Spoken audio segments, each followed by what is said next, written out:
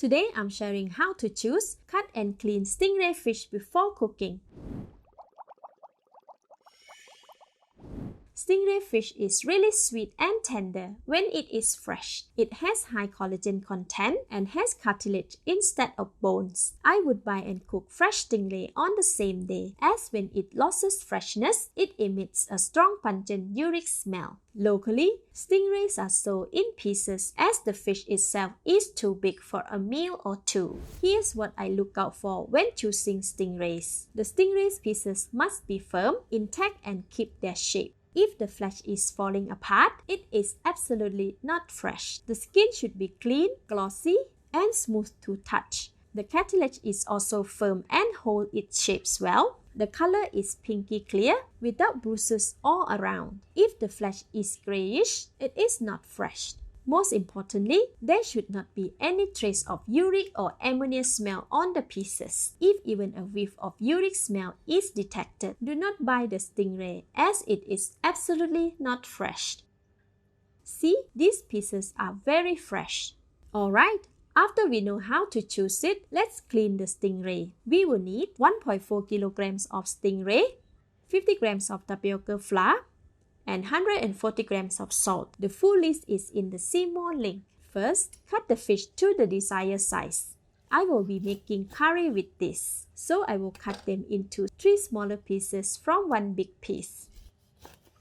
If I was grilling them, I would leave whole, so this step is optional.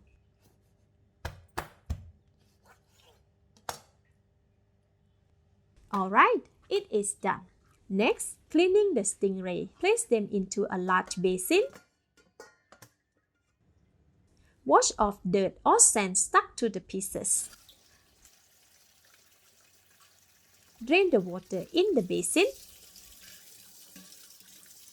Now we will wash the stingray with salt a few times. For the first wash, put in a handful of salt and gently rub it for about 30 seconds. This neutralizes the fishy smell from the stingray. So as it cooks, the stingray fishy smell can be avoided.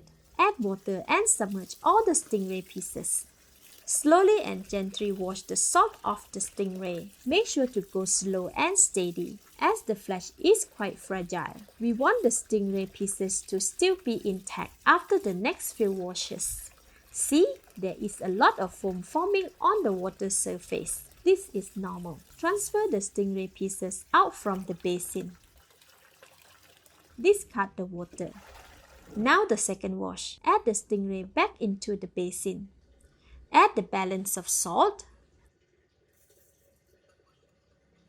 Gently wash the stingray with salt and water for about 20 seconds.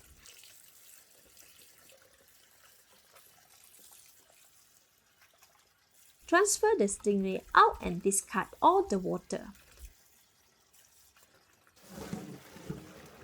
For the third wash, repeat the steps.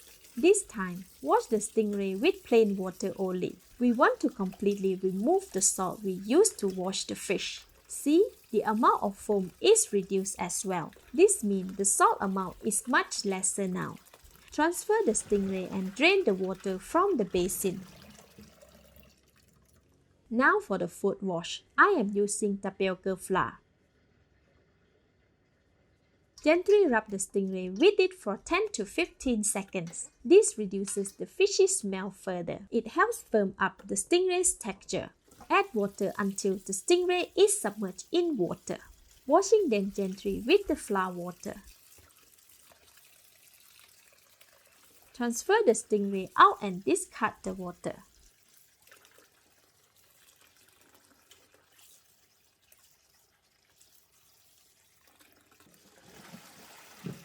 For the fifth wash, place the stingray back into the basin. Wash it thoroughly but gently with plain water. We want to rinse the tapioca flour completely off the stingray. Discard the water. Now I will wash the stingray until the water submerging them is completely clear. This is the sixth wash. See, there is still some trace of flour in the water. Drain it and wash the stingray one last time. For this last round, rinse the stingray pieces over running water to completely remove the flour. Repeat until complete. Rest it on the colander to drip off the excess water.